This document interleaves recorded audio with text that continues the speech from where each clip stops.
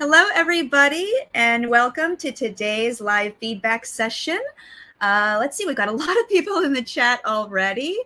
Let's see, from Palm Springs, Netherlands, Northeast England, and oops, 1 second here. And let's see, who else is here? Fabulous. Okay, so I guess we can go ahead and get started. My name is Kitty, and I will be your host today. We are here with Tina Hotchkiss, who is one of our resident artists. Our resident artist program brings back artists who teach for us regularly on a recurring basis so that she can really grace us with her expertise and her knowledge. And today's feedback session is just so that people who've taken her classes can send in their work and get some feedback on it. So also, just so you know, participants who submitted artwork are entered into a drawing to win a $100 gift card to Etchr Studio. And you must be present, though, in order to win. So you must be here at the end in order to win. And from here, I'm going to just, oh, and by the way, if you have questions, please put them in the chat so that I can see them better. And from there, we will just continue. And if the question is relevant to what Tina's doing at the moment, what she's talking about, then I will ask at that time. Some of those questions I might hold until the end when we have our little question and answer session. So without any further ado, I'm going to hand it over to Tina to tell us more about what we're going to do today. Oh, I'm so glad that you're all here to do this. I think this is a really important part of our process as being an artist is just to have this feedback. But I also want to kind of warn you as an artist that if somebody says something and recommends you to do something with your art, if it's not in your heart, if you do not agree with it, or it just doesn't feel right to you, then don't do it. It's your art and it's your voice that you're trying to have. So I would discourage you from doing something that is just doesn't feel right to you. So the comments today, I'm here to encourage you and to try to help you through your art journey. So thank you, Etchr, for giving me this opportunity. And thank you, artists, for giving me an opportunity to see your work and for us to take a close look at it. So thank you for sharing. Okay, so do we get started? Get started? Okay, cool. Go ahead and do here. There we go. Okay, so let's go ahead and get started. We're going to be going through the 4 different series that you see here. And so let's go to the next slide. The first one that we're going to be talking about is the proportions and perspective series that we did. And then this is just my work from that. And let's go to the next slide. And we have Carolyn here. Oh my gosh, Carolyn. This is wonderful. I see your value study that you did, and I have no idea if you had some perspective knowledge before you took the class, but you've definitely mastered it here. We see in your value sketch that you have your horizon line and your converging lines, and wonderful, absolutely. And what I would recommend on here on a value sketch is that front of the barn and the side of the barn with the open doors are actually on different planes. So the value of those would be a little different. And I can see that you put it in your color study where you used a different red on the front and the side. And you can see how that really comes across better. So in your value sketch, I would have done that in the value sketch of showing that front side as lighter than the side with the open doors. But other than that, you've got it right on. The color sketch is beautiful. I love the way you treated the roof. The active line that you have on the top of the roof. This is really hard where I can't point, but that active line that you have there where it starts a little thin and then it gets a little bit thicker and then it kind of skips along there like the light's coming through and then goes into the shadow area. I hope you're understanding what I'm talking about, but it does give you that effect that the light is hitting. Awesome. Absolutely. What I recommend for you to do is to just keep drawing in perspective. You can see how having a wonderful base drawing can help you get a fabulous piece of art like you see here. So kudos to Carolyn. Fabulous job. And the next slide. Now we're to our value studies, and this was actually done with watercolor markers and color pencils. So we're going to be looking at this. The object of this workshop was to get the form of the flowers. So let's see what you came up with. Next slide. Oh, whoops. Here we go. Yes. Rhiannon, I hope I'm pronouncing that right. And Helen. Fabulous work. Kudos to both of you. Let's first look at the rose. Rhiannon, you did a fabulous job on getting the form of this rose. I love your the treatment of the petals versus the green parts, which they're not green here, but I'm hoping you're understanding since I can't point. Is showing the different textures and that. Beautiful job. I see the roundness of the stem and it goes all the way down to that curly Q part of the little leaf coming through there. Fabulous. Nice job. Loving that. And now below the other flower, I feel like you lost a little bit of the value changes that happen to the petals that reach the center. That was lost just a little bit in there, but loving the form of the petals coming around, those highlights that you see. So what I recommend you to do, even in those dark areas, we do have some value changes in there. So I think if you would have just reached into those values and had a couple more values in those dark areas, we would see how those petals connect into that center. But very, very nice job. I love the edging on some of the petals. And then we'll go to Helen. Helen, fabulous job with this flower.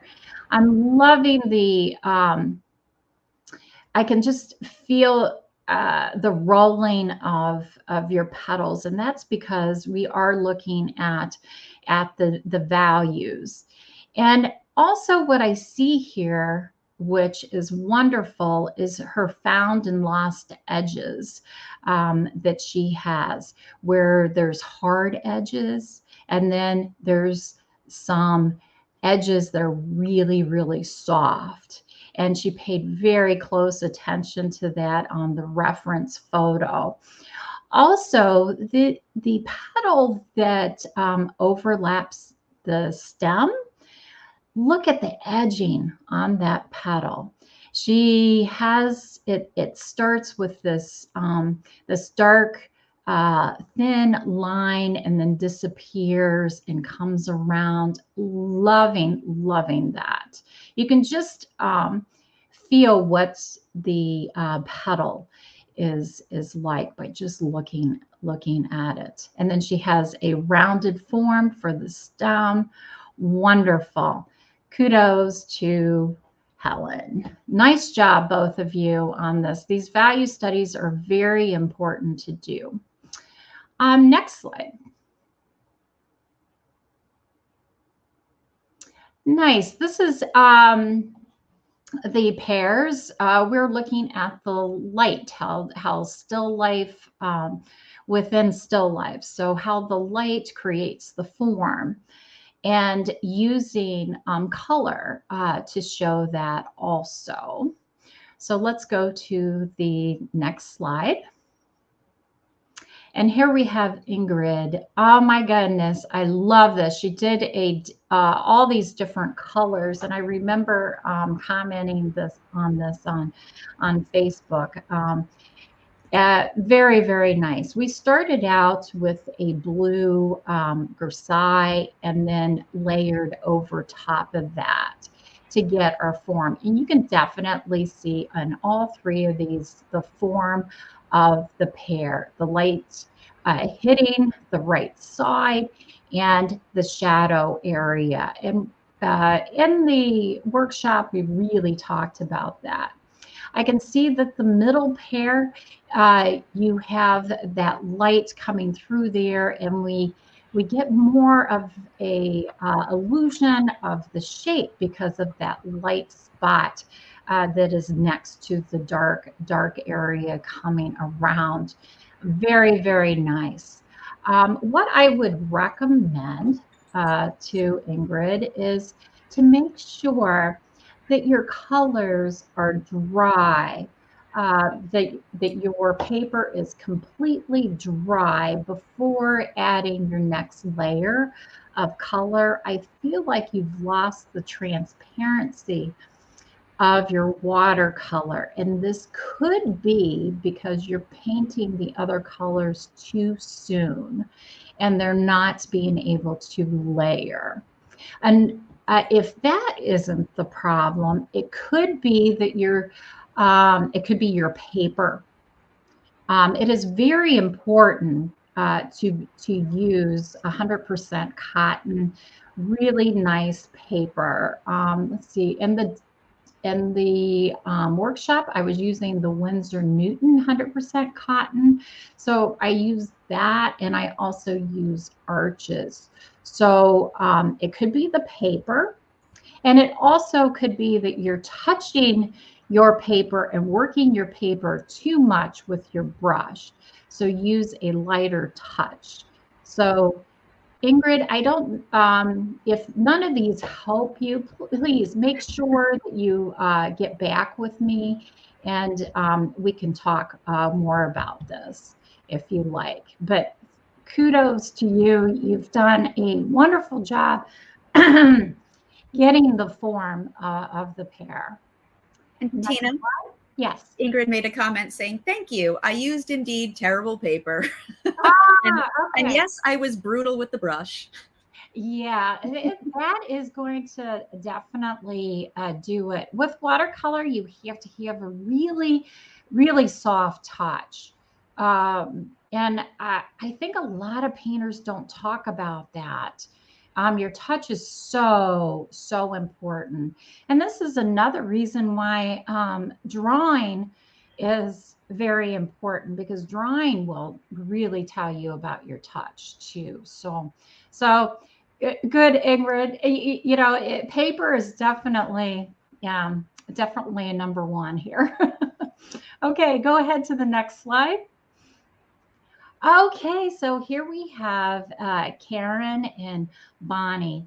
Look at these fabulous colors they came up with. This just really makes me happy to look at these. And I also love the difference between these two here. You can see that Bonnie's is more sketched. She's even showing just a little bit of her pencil line across there. And that just makes me feel like that this is a sketch of hers, that she just had fun, fun doing this. And when I say a sketch, I don't mean that it's not frame worthy. It is definitely frame worthy. It just has that spontaneous feel to it. And then look at Karen's colors. Oh my goodness. Loving these colors and the way she played with it.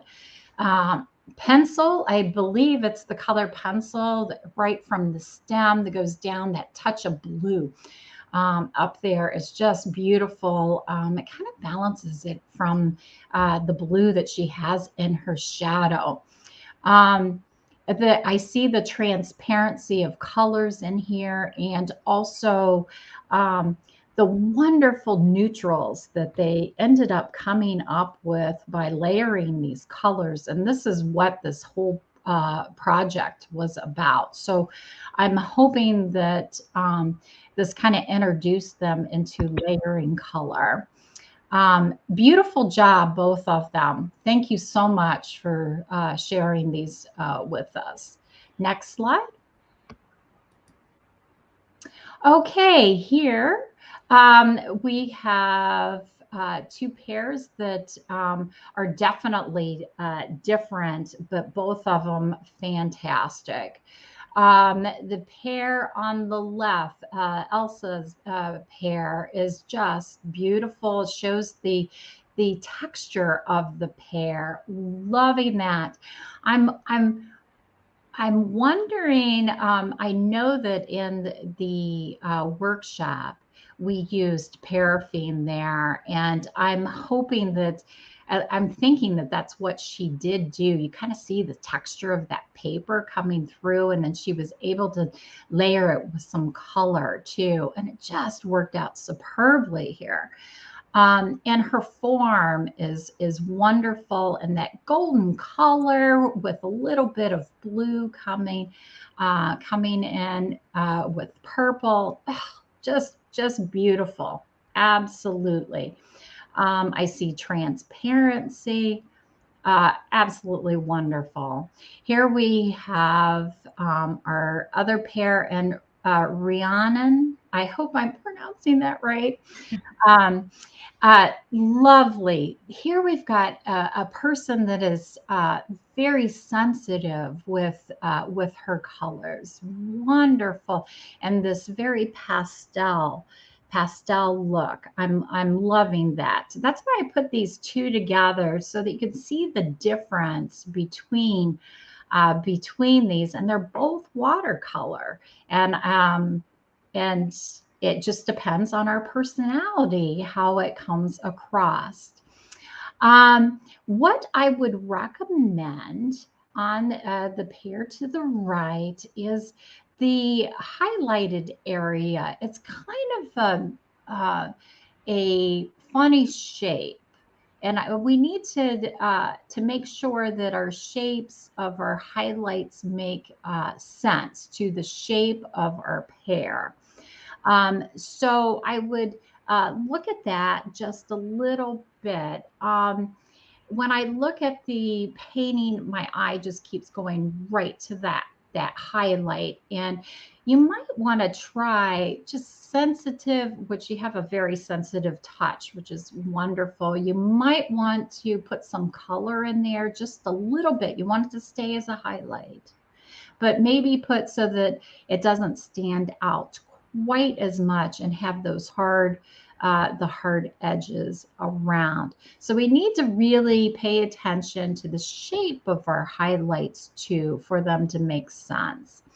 And then also her shadow. I would love to have seen that shadow instead of going where it just stops at the edge there. Go ahead and just continue it off the page if you like. It just feels like that shadow should be just a little bit bigger, longer, not wider, a little bit. But beautiful colors and sensitivity with the watercolor. Wonderful job. Next slide. Okay, now we're to our our simplified color schemes, and these were very small thumbnails. And go to the next slide. Here's, oh, wonderful, wonderful, wonderful. Here we have May and Ramona. Beautiful landscapes. I love to see all three of these together. You did a wonderful job showing trees in space. What I mean by that is how they're on the picture plane. So the trees that are further back are going to be up higher on the picture plane. And as we go closer to the picture plane, they're lower. And both of you did this. And this is why we're seeing our depth. I also love, let's see, in Ramona's, do you see that on the top painting, the trees that are to the right, the more pine tree to the right, do you see how she blurred that pine tree that's in the back? And also, look at the color. The color of that tree, you know that the tree is probably the same as the tree that's in the front, but she added a little bit of blue in there and blurred the edges. So that puts that tree in the back. So it's in the back, not only because where it is on the picture plane, where it's higher on the picture plane, we can see that it is in the back because of the way she treated the edges and the color. Now, if we go across that same landscape and see the deciduous tree that's in the back there, that tree would probably be a little bit more believable if you would have blurred those edges too and added a little bit of that blue to that tree. But seeing those side by side like that really shows us how blurring our edges and how changing the color slightly will work. Now, if you look at her lower painting, you can see that that deciduous tree, she treated that different with color than the one that's in the foreground, and it's bluer that's in the back. Wonderful. You can see how that works. Nice job. Nice job with that, Ramona. It looks really nice. But the pine trees, you just needed to blur those edges on the tree that was further in the back and adding a little bit of blue, and then that would have made that depth even look better. So let's look at May's. And I hope my descriptions are good, that you guys can see them. I hope I'm doing this well enough that you understand where I'm kind of pointing to. Now in May's landscape, she's got this fabulous, really lovely treatment of the tree line that's on the left. Loving the illusion of these leaves and grouping them into shapes. Beautiful job.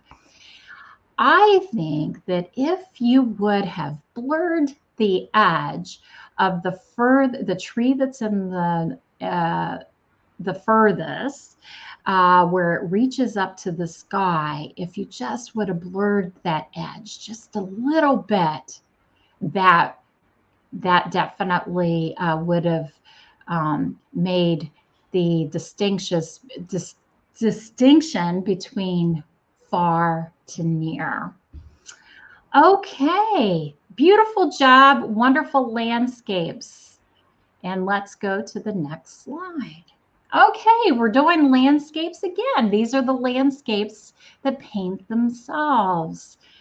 We actually painted these upside down, believe it or not, and let the watercolor flow down, and then looked at our tree shapes of the leaves and put those in, and then worked from there. So let's go to the next slide and see what you came up with. Oh my gosh, look at these.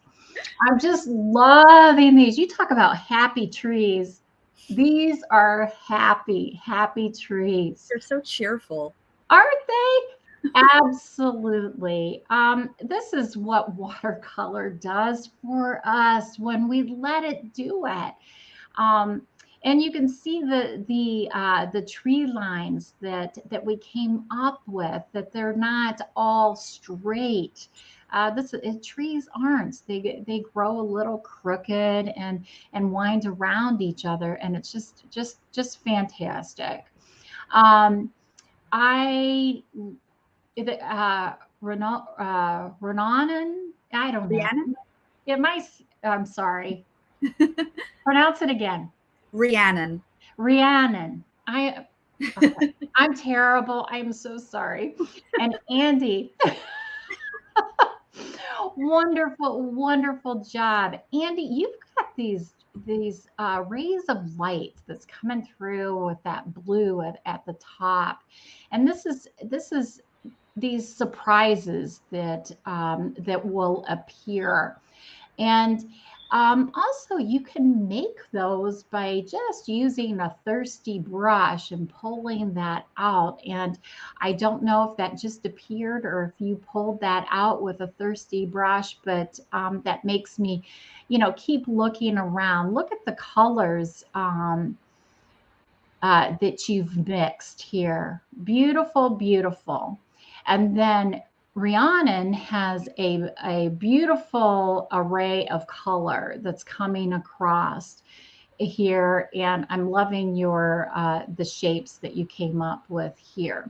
What I recommend for the both of you, and this is anybody that's working with landscapes, is go outside and paint outside and look at the different values to how the land is and how the trees that are further away, how they appear, how the trees that are close to us, the foliage that's at the bottom of the trees, what that looks like. It's all in the value and shape.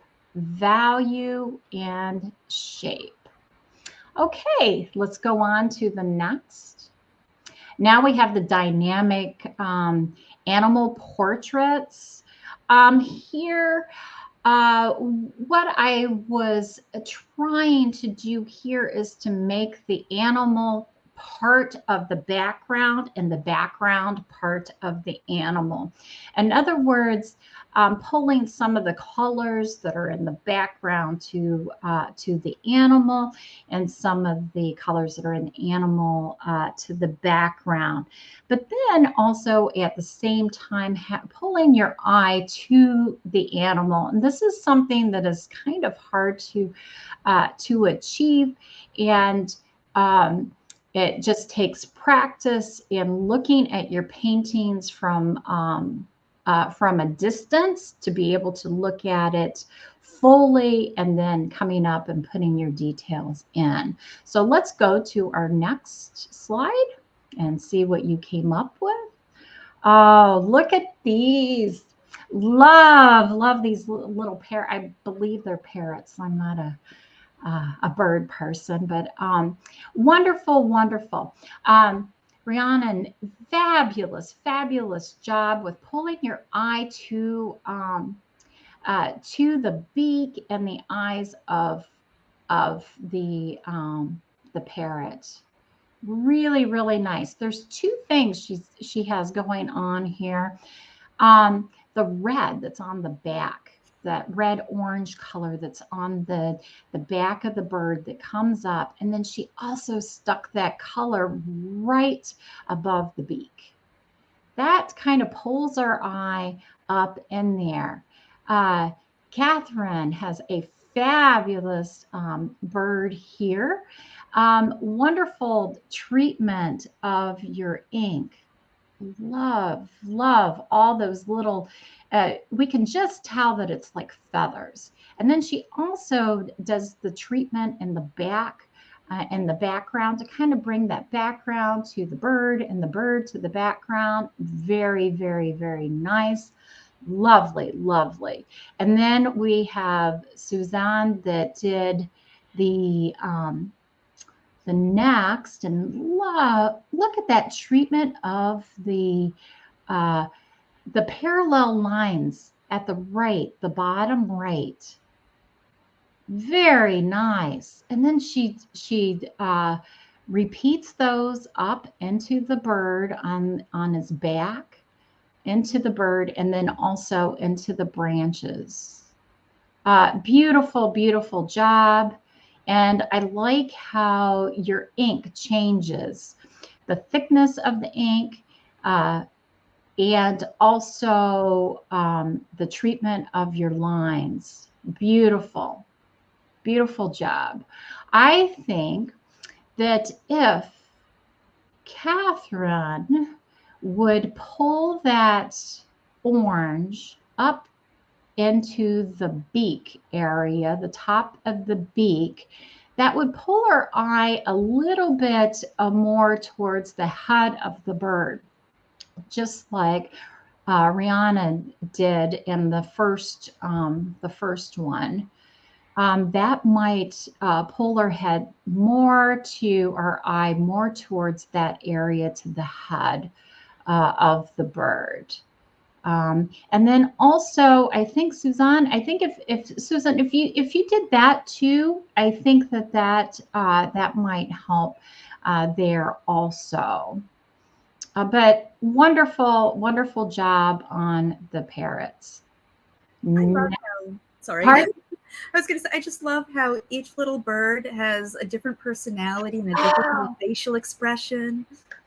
I'm so glad that you said that. Oh, Kitty, I'm just so glad that you said that, because I really meant to, I meant to remark about that. Yes, these birds definitely show the personality of the artist. Oh my gosh, yes.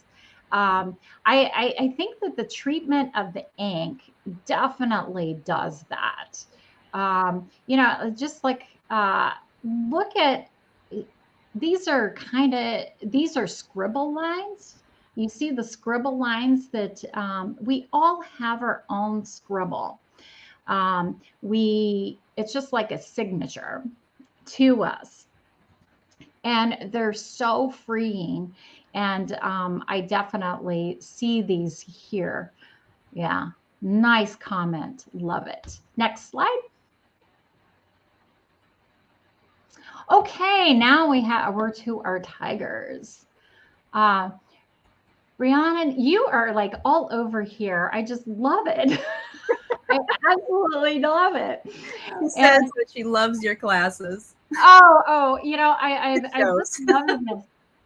And on your tiger here, I feel like you're not done. Oh my goodness, definitely not. You are not done. You did a fabulous job on the drawing, and you've got this tiger coming in here. I remember I was saying about bringing the foreground, bringing the animal into the background and the background into the animal. I see that you started a little bit by the top right edge, where you brought in that yellow green kind of in there. And then I also see it again as we travel down the edge of that paper, almost to the other corner, and then around. That's wonderful. You just started. What you want to do is really look at the reference photo and to see the darks, the value of to get form of your animal.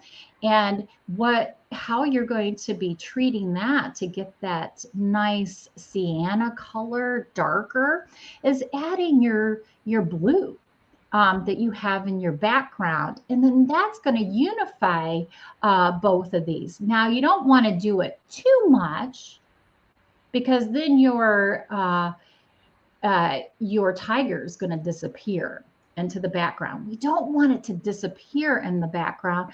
We just want it to become a part where it's having that play of in and out.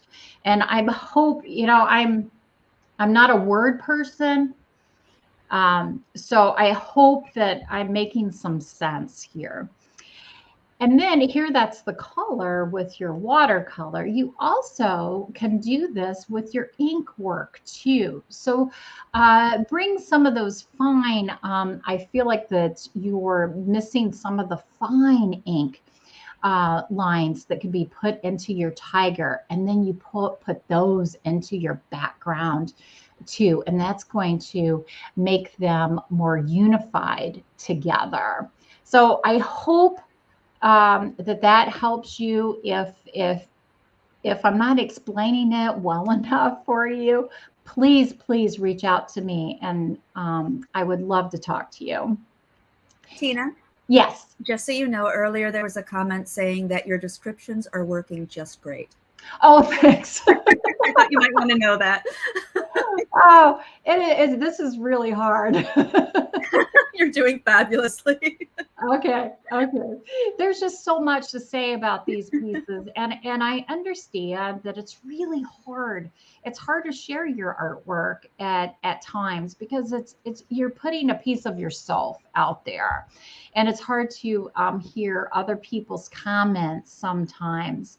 But remember what I said at the beginning: if it doesn't feel right, you don't do it, because the bottom line is this is your work. It's not mine. It's not anybody else's. It's yours. And what I'm here to do is to help you find your voice, not to find my voice, to find your voice. And believe me, all of you helped me find my voice. And I thank you all for that.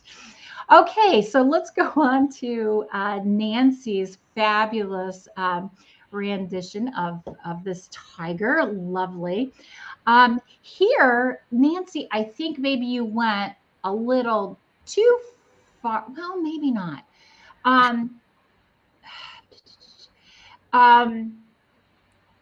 No, I think you need some. Do you see how you have these different areas of light in the background?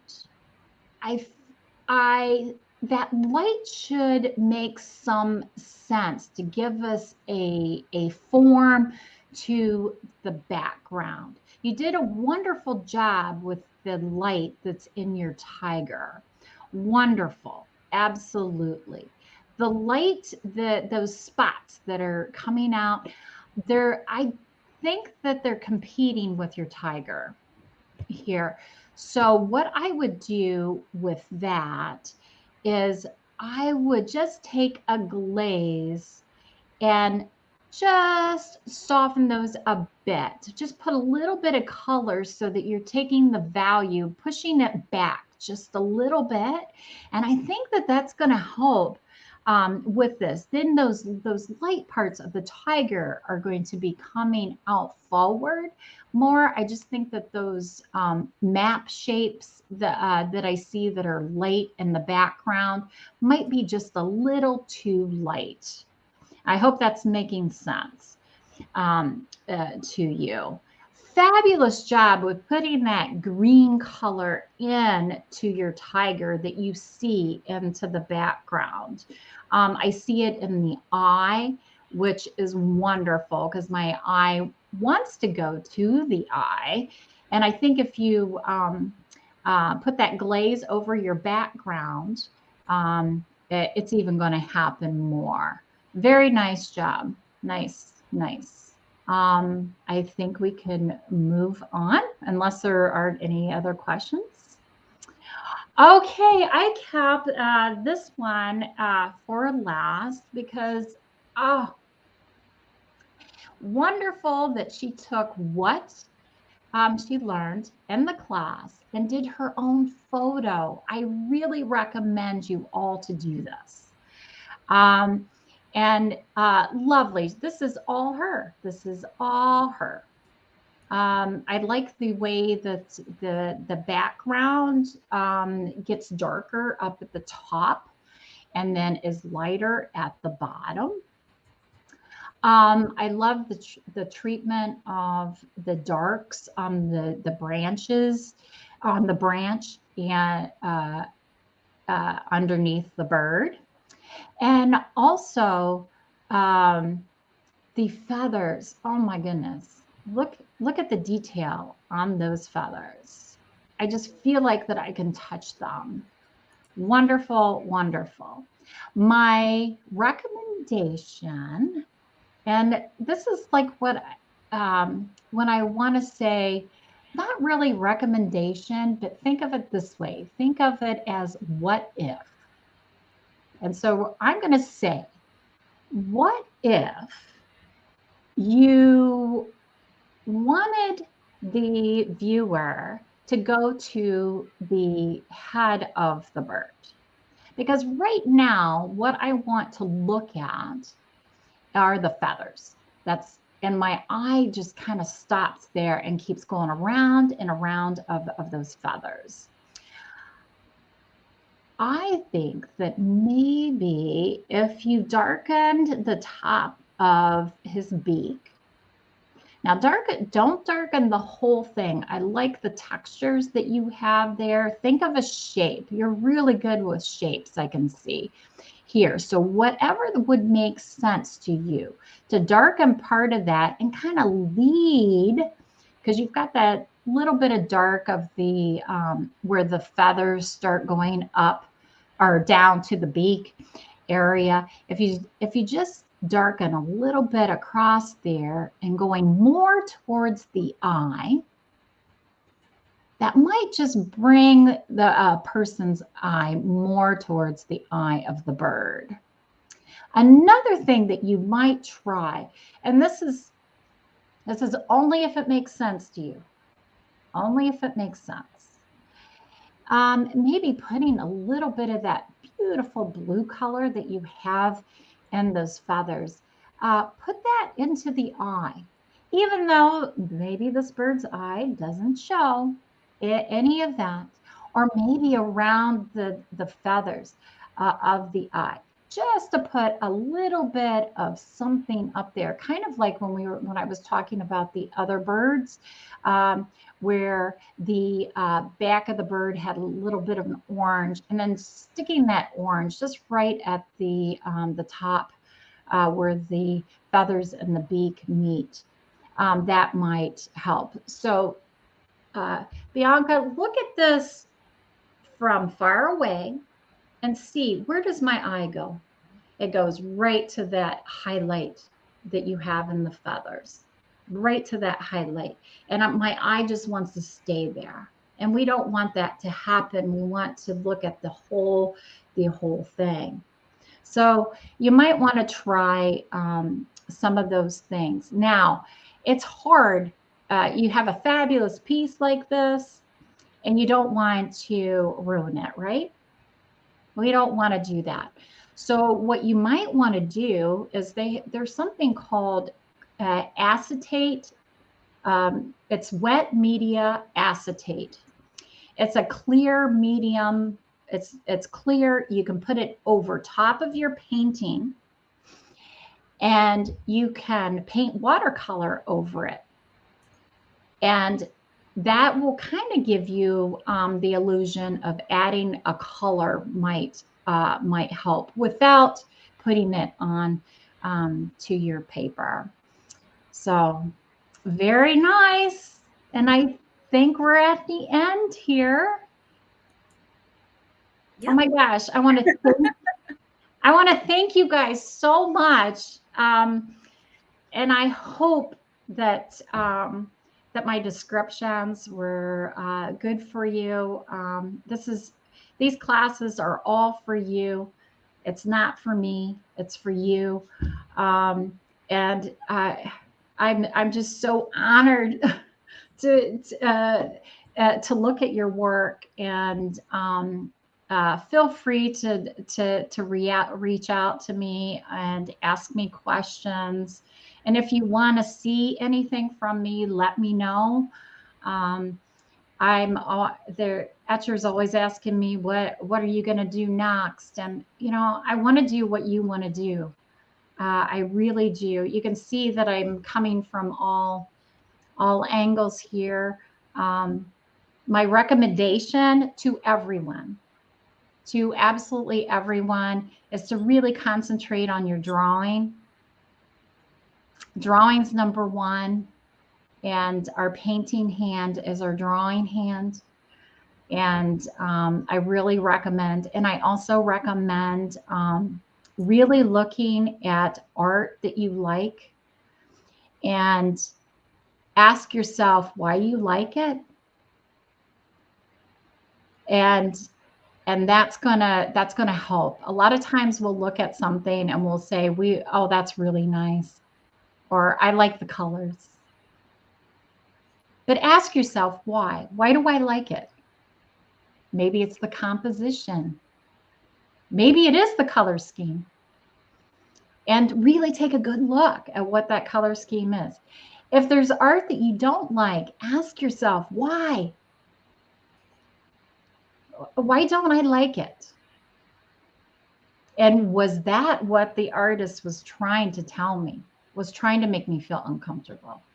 Some art does that. So I'm all good. This fills my heart. I love it. I love it. So let's open it up to some questions and answers. If you have any questions, go ahead and put them into the chat. In the meantime, Tina, there are some lovely comments here saying that the feedback session was so helpful. We've learned a lot. Lots of thank yous.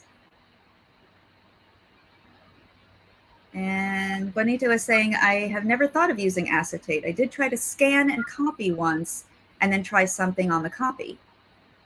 Yeah, the clear acetate, it's not going to, watercolor is just going to, it's like plastic. So watercolor is just going to kind of stay on top. But it does kind of give you an idea if that's the right color, or if that's the right shape, or, if you're headed kind of in the right area. Yeah. And also, I don't know about you, but as I'm doing things, if I'm just thinking about it, that's one thing. But if you're working, you're painting, that helps your mind kind of start making suggestions and maybe thinking outside the box. And that's when we produce our best work, when we're thinking outside the box and when we're uncomfortable, when we're trying something new. Yeah, so that'll help you to be able to kind of brainstorm without ruining your piece. You don't want to. I've done that so many times. It's like, oh no moment. Yeah, that's right. But what have I done? Yeah, but then sometimes that oh no moment pushes you to somewhere, and you have to kind of fix that. I feel like my best works were me putting out fires all the time. You do something, it's like, oh no, wait a minute. Yeah. And then it turns into something actually better. Exactly. I've done that before too, where I know I've just scrubbed too much or added too much, and then figured, well, why not keep going? It's already ruined. And then all of a sudden it's like, oh, this is what I wanted. I know. And then also make sure that you take pictures along the way. Yeah. Because sometimes we do go too far. Maybe we started out too dark, and you just got too dark and your watercolor started getting kind of muddy, or the transparency is lost. But if you're taking pictures along the way, that will help you develop that. So and kind of know when to stop. Yeah. Um, yes, a lot of times we don't know when to stop, and we overwork our pieces. But sometimes we don't go far enough, and we need to go far enough. Yeah, yeah. I think I was on Facebook with one of Etchr's people, and I was explaining about I had a professor tell me. He says, you know, you got to go to the moon. He says, go to the moon. In other words, you take it as far as you can, and it's going to be a mess. It's going to be a mess there at the moon. He says, then come back. And when you come back home, that's when you're going to have your best work. Coming home is going to be your best work. So if you're at the moon, that's a good place for an artist to be, is at the moon, and then come back. And you'll have to go to the moon again and come back. And you're going to get, it's going to be this travel back and forth all the time. All the time. Yep. The best artists are always on the edge of their seat. They're not comfortable. There's a comment in the chat here from Ingrid saying, there's a saying here in the Netherlands, thank God we still have the pictures.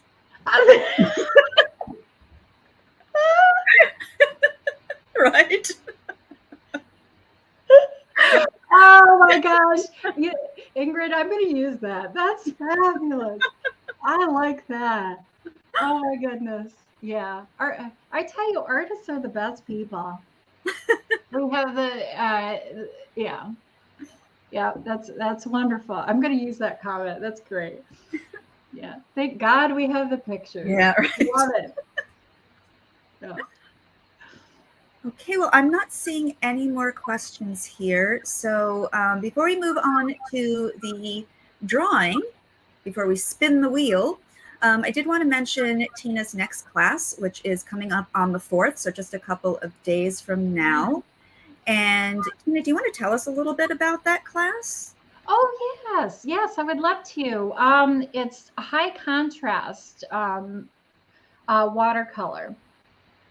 So what we're doing is we're adding black gesso and color pencil to our pieces, and you can kind of see it in the barn scene that you're seeing right there. The black gesso is in there, and I added color pencil, and it kind of gives you this very high contrast using the opaque of black gesso, which is a ground that gives you the tooth of the paper that I can put color pencil in.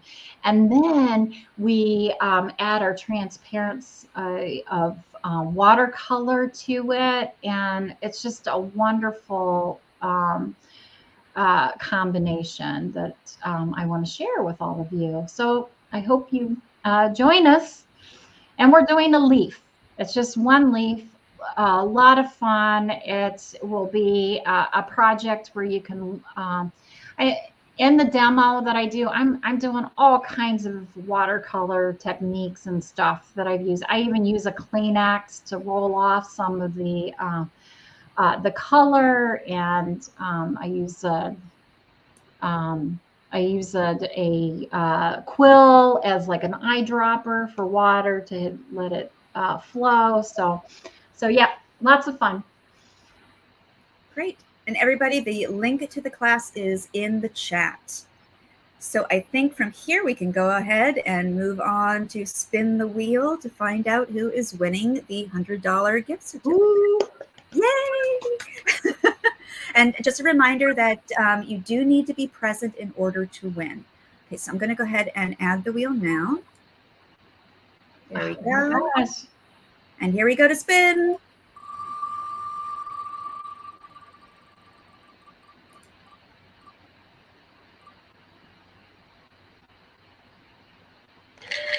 Yay! Congratulations. So Suzanne, please, I hope I'm pronouncing your name right. Susan? I'm sorry. So if you would be so kind as to email hello@etchrstudio.com, and just also give us your Facebook name in case we have any trouble reaching you. I'm going to put that email into the chat right now.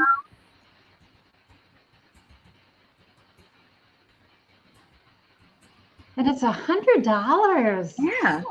That's awesome. That's awesome. That's enough Suzanne, for you, really. Suzanne, if you're here, would you please put a comment in the chat for me, just so I know that you are here? And while we're waiting for that, I also want to mention that this Sunday at 1 o'clock Eastern Daylight Time, we are having another open art studio, which is where you can just show up, you can interact if you want to, you can stay completely silent if you want to, paint and work on whatever you would like. You can ask for tips, you can give tips, and it's a really fun thing to do. It's a great place too to finish off those projects that have been sitting there for a while that you've been waiting to finish and you just never quite get to. So all right. Okay. So, oh, and by the way, you can find the Zoom link in the Facebook group, and the post is pinned. So just go there, click on that link. It'll take you right there. And yes, it looks like Suzanne is still here. So congratulations. Yay. All right. So on that note, not seeing any more questions. So I guess we can go ahead and wrap up. Thank you so much, everybody, for attending today. And thank you. For courage for sharing your work and putting it out there. And thank you, Tina, so much for all your insights and all your help. This has been really wonderful. Oh, thank you. Thank you for having me. It's always a pleasure to have you with us. Oh, thanks. Thanks. It's a pleasure to be here, believe me. All right. So everybody, thanks again. And until we see you next time, make more art. Goodbye, everybody.